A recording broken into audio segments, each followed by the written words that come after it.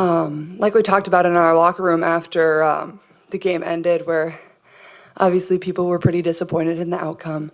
I think it gave us. Everyone witnessed the blinding spotlight, the packed-out stadiums, and the record-breaking merchandise numbers the instant Caitlin Clark set foot on the court for the Indiana Fever. The press crafted a narrative of a flawless, glamorous transition for the most prolific scorer in college basketball history. Music. But what was genuinely unfolding behind the sealed doors of the training facility told an entirely different story altogether. Music. The polished smiles at press conferences and the carefully crafted social media content concealed a punishing, intensely pressurized environment where past achievements carried absolutely zero weight. Walking into a professional locker room as a rookie with an enormous bullseye painted on your chest is never a comfortable position. But when you bear the full burden of an entire league's financial resurrection on your shoulders, the entire dynamic transforms into something dangerously explosive and deeply unpredictable. Yet whispers began spreading almost immediately that the opening days of training camp were nothing less than a savage, unrelenting gauntlet. Veterans throughout the roster weren't simply going to surrender control of the franchise to a 22-year-old without ferociously putting her character to the test first. The tempo of the professional game was galaxies faster, the athletes were dramatically stronger, and the patience, music, for rookie errors was essentially non-existent. Every single repetition, every full-court battle, and every exhausting breakdown session music carried an unspoken electricity proving that the college hype machine had crashed headfirst into the cold, merciless machinery music of professional basketball. But the extreme physical adaptation to this demanding new world was merely the opening chapter of the storm quietly building inside the Indiana facility. And the moment the cameras were powered off and the facility doors slammed shut, the true initiation ritual commenced. College basketball allowed Clark to largely control the rhythm of every game, gliding past amateur defenders who simply didn't possess the music size, athleticism, or foot speed to slow her offensive brilliance. The professional league operates on an entirely different level, populated by fully developed women who have spent years clawing relentlessly, music, for their roster positions, their playing time, and their financial security. Inside the Fever's training camp, the screens arrived significantly harder. Music, the defensive rotations were dangerously sharp, and the physical contact was substantially more jarring. It wasn't necessarily rooted in outright hostility, but it was a sobering necessary reality check engineered to expose whether the highly celebrated rookie would shatter beneath the raw brutality of the professional game. Elite defenders hounded her full-court music from the precise moment she received the ball, weaponizing their physical superiority to dismantle her natural rhythm and neutralize her extraordinary ball-handling instincts. She was repeatedly shoved off her comfort zones, sent music, violently crashing to the floor, and forced to recognize that the deep-range bomb she had become legendary for, music, now demanded entirely new, razor-sharp angles of separation. This was no longer Iowa, and her new teammates urgently needed to confirm whether she possessed the necessary resilience to rise from the hardwood after absorbing a genuinely punishing blow. Rumors rippled across the basketball community that several of these early sessions grew dangerously heated. Sharp exchanges erupted and elbows flew inside the paint, establishing an unmistakable music signal that this team had absolutely no intention of drifting forward on media momentum alone. Yet, as the fresh bruises stacked up and the physical exhaustion took hold, something completely unexpected began to emerge. The physical warfare on the court was relentless, but the psychological climate inside the locker room was arguably far more intricate and treacherous to manage. You simply cannot overlook the towering elephant in the room when a rookie arrives carrying a $28 million endorsement deal while veteran players are simultaneously battling to secure annual contracts worth a mere fraction of that figure. The staggering financial imbalance and the suffocating, round-the-clock media circus naturally cultivated a quiet, simmering tension that threatened to poison the team's unity before a single regular season game was ever played. Throughout the entire league, established veterans were openly sharing their unfiltered perspectives on podcasts, music, and across media platforms, strongly implying that a jarring awakening was approaching for basketball's newest golden figure. Music. Inside the Fever facility, the players were forced to navigate the surreal reality of being trailed by documentary film crews, private security personnel, and a relentless army of journalists who seemed to have questions exclusively about one single athlete on the entire roster. Basic human psychology confirms that resentment would inevitably simmer beneath the surface within such a profoundly lopsided environment. How do you forge genuine, unbreakable chemistry when the outside music world treats an enormously talented supporting cast like throwaway extras in a blockbuster production built entirely around the rookie? Every conversation inside the locker room demanded music, a careful, thoughtful balance of maturity and diplomacy. Established contributors like Kelsey Mitchell and Erica Wheeler were compelled to set aside their own considerable pride, consciously reshaping their defined roles and personal expectations to make room for a rookie music, who rightfully commanded the ball in her hands at critical moments. The entire atmosphere was remarkably fragile, demanding music, constant, open communication to prevent the deafening music external noise from tearing the team apart from the inside out. But that still wasn't the complete picture of their complicated, evolving dynamic. While the players were frantically working to manage their personal ambitions and their newly assigned roles, head coach Christie Sides was positioned directly above a pressure cooker of unprecedented professional intensity. Guiding a genuine generational talent while simultaneously chasing wins and holding a fractured locker room together is a near-impossible tightrope walk for any coach, particularly one operating beneath a relentless media music spotlight. Sides has long been celebrated as a defensively disciplined coach who places enormous value on structure, unwavering accountability, and deliberate half-court execution. Clark, on the other hand, is the ultimate architect of beautiful disorder on the basketball court. A player who instinctively flourishes in rapid transition, split-second decision-making, and fearless shot selection that openly defies conventional coaching philosophy. The immediate collision of these two completely contrasting approaches, generated enormous friction during the brutal, exhausting opening stretch of camp. Internal reports confirmed that practices were repeatedly stopped without warning, to loudly address defensive breakdowns or to challenge offensive choices that felt far too reckless for the professional stage. Sides was relentlessly exacting, outright refusing to extend the rookie any preferential treatment or unearned leniency simply because of her enormous celebrity and devoted fanbase. This iron-fisted approach produced numerous moments of visible, raw frustration, with Clark being forced to completely reconstruct her basketball instincts to decode complex professional defensive schemes while somehow preserving the breathtaking offensive wizardry that carried her to this level in the first place. The coaching staff drove her to the absolute outer edge of her mental and physical capacity, fully aware that opposing teams were already engineering deeply calculated physical game plans designed to neutralize her entirely.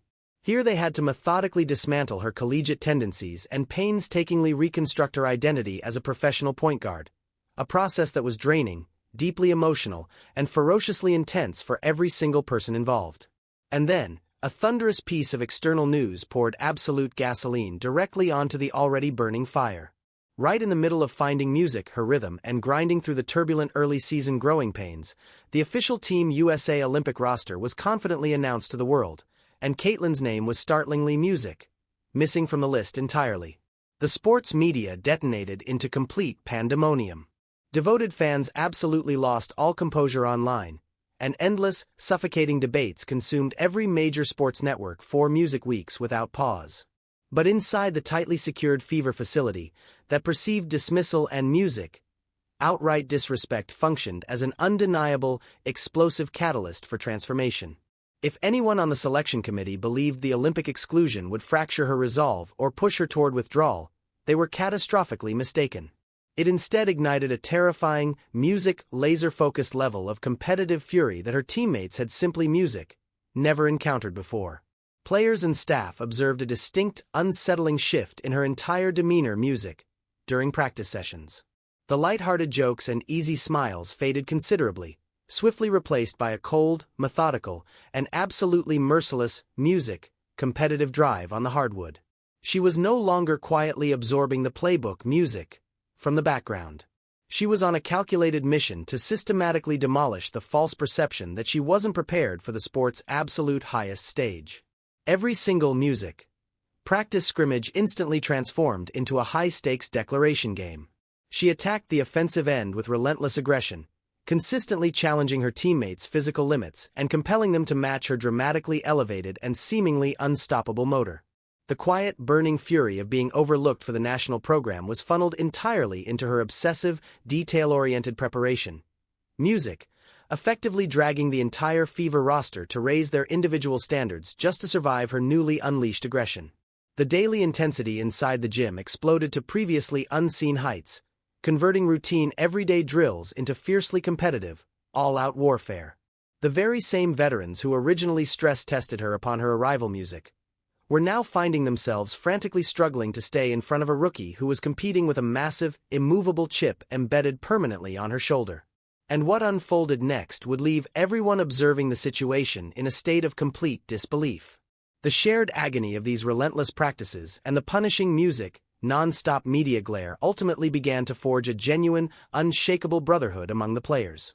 The heavily manufactured media storylines of simmering jealousy that flooded social media feeds began to completely dissolve the moment the team stepped onto the floor, music, and confronted the undeniable, beautiful truth staring them in the face. Caitlin's presence on the basketball court made the game music immeasurably simpler and financially rewarding for every other player sporting an Indiana uniform.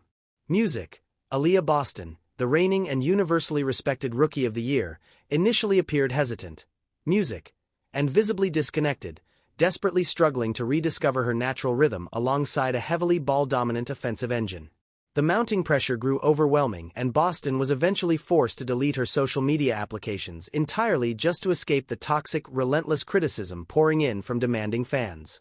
But as training camp advanced deeper into the beating heart of the season, a lethal, unstoppable pick-and-roll connection began to organically and beautifully blossom between the two rising stars. Boston swiftly recognized that the immense gravitational defensive pull Clark generated at the top of the key consistently music vacated the paint for effortless, wide-open finishes at the rim. Kelsey Mitchell, a battle-tested veteran who had endured years of painful, demoralizing losing seasons, suddenly discovered herself receiving cleaner, more generously open looks from deep range than she had ever experienced throughout her entire professional journey. The whispered undercurrent of resentment evaporated completely, instantly replaced by the collective, unavoidable recognition that this extraordinary rookie was the master key to unlocking all of their individual potential and securing life-changing future financial opportunities. They began communicating instinctively without uttering a single word, seamlessly anticipating backdoor cuts, transition opportunities, and defensive rotations. The previously manufactured smiles performed for the cameras naturally evolved into authentic celebrations, genuine music, laughter, and deeply embedded locker room fellowship. The veterans fully embraced her as their own, privately music, passing down the unwritten secrets of professional basketball survival, how to masterfully sell contact to the officiating crew, how to successfully navigate punishing, bone-rattling screens, and how to strategically music conserve vital energy across a grinding, relentlessly compressed schedule. The original tension dissolved entirely from the building, replaced by a unified, music, genuinely threatening squad that was finally operating with one collective heartbeat. But the rest of the league certainly had no intention of making their ascent to prominence, music, comfortable or painless. As the regular season shifted into full throttle, the physical challenges and fierce confrontations from training camp suddenly resembled a leisurely afternoon stroll compared to the raw intensity of actual music, live competition. Opposing teams immediately locked onto Clark with an unprecedented, almost disturbing level of targeted aggression that frequently crossed the boundary into outright hostility. Cheap shots delivered away from the basketball, brutal, deliberate fouls in open transition, and relentless, deeply personal trash talk became a nightly, fully anticipated ritual on the schedule. But this precise scenario is exactly where the savage, music, unforgiving preparation inside the Fever facility truly delivered its enormous dividends. Rather than buckling beneath the overwhelming physical assault or descending into internal blame, music, the Indiana roster completely transformed into a fiercely protective and tightly bonded unit. Players like Nalissa Smith and Erica Wheeler boldly emerged as the team's designated enforcers, immediately inserting themselves directly into the faces of any opponent who dared to push things dangerously far. When a rival player brazenly crossed the line with a reckless shoulder into the body or a blatant and unnecessary foul, the Fever refused to stand idle waiting for officials to restore order. They handled their business internally, delivering an unmistakable physical statement in return. This collective, unwavering defense of their star rookie permanently cemented the team's internal culture and identity. Clark was no longer simply the league's financial golden ticket. She was their point guard, their teammate, and absolutely nobody was going to disrespect their point guard without music being forced to answer directly to a furious and unified roster.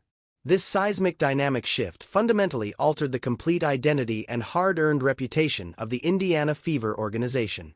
Music. They were no longer the inexperienced, overly optimistic rebuilding program that seasoned opponents could casually intimidate and physically dominate. They had cultivated a razor-sharp, genuinely dangerous edge, a real swagger forged directly in the flames of a punishing training camp and an openly hostile league environment. They actively learned to embrace the villain's role while competing on the road, drawing sustenance from the negative energy of hostile arenas and converting toxic fan bases into pure, high-octane fuel for their offensive explosions. But this hard-earned physical toughness only represented half of the essential equation required for their long-term survival. The invisible psychological warfare of enduring this utterly unprecedented, historically significant season cannot possibly be overstated or dismissed. Music, every subtle facial expression caught on camera, every brief post-game soundbite, and every single missed shot was obsessively scrutinized and picked apart by millions of passionate observers across the entire globe. Wild, baseless accusations flooded every online platform targeting player motivations. Completely fabricated storylines were aggressively amplified by major sports media outlets, and the raw toxicity of a deeply divided fan base frequently threatened to seep directly into the sacred sanctuary of the locker room. But the Fever leadership successfully constructed an absolutely impenetrable fortress around their precious, music, internal culture. They effectively embraced a strict siege mentality. Music, collectively blocking out the relentless, suffocating external noise, and channeling their complete focus exclusively toward the daily grind inside the gymnasium. Clark herself demonstrated a shocking, almost supernatural level of emotional maturity for someone her age, consistently redirecting overwhelming media adoration toward her teammates and music, voluntarily absorbing full personal accountability for their collective shortcomings during post-game press conferences. When she battled through turnover-heavy outings or ice-cold shooting performances, she claimed full ownership without a single deflection or excuse. When they captured an enormous victory, she made absolutely certain the brightest spotlight landed squarely on the role players who performed the exhausting, unglamorous work in the paint and across the defensive end. This specific leadership trait, extraordinarily rare for someone so youthful and relentlessly scrutinized, music, earned her the unconditional and deeply genuine respect of the experienced veterans surrounding her. The grueling, intensely publicized camp had successfully stripped away every layer of collegiate mythology and unearthed a player who was completely music, consumed by winning, regardless of the personal sacrifice or physical punishment required to get there. The punishing, soul-testing practices, the deep, throbbing bruised ribs, and the thoroughly shattered egos all served an entirely necessary and deliberately calculated purpose. And they painstakingly constructed a granite-solid foundation of psychological resilience that remains extraordinarily rare to discover anywhere within the modern professional sports landscape. And this deeply forged mental fortitude was about to face entirely unfamiliar and more demanding tests as the off-season quietly arrived. Following a brief, desperately overdue window of recovery and restoration, the team recently reassembled, and credible reports confirm that the Indiana Fever facility has once again shifted into a state of serious, focused urgency. The honeymoon chapter is permanently closed, and every single member of the roster now carries a crystal-clear understanding of precisely what competing at the absolute pinnacle of the sport genuinely demands. Music.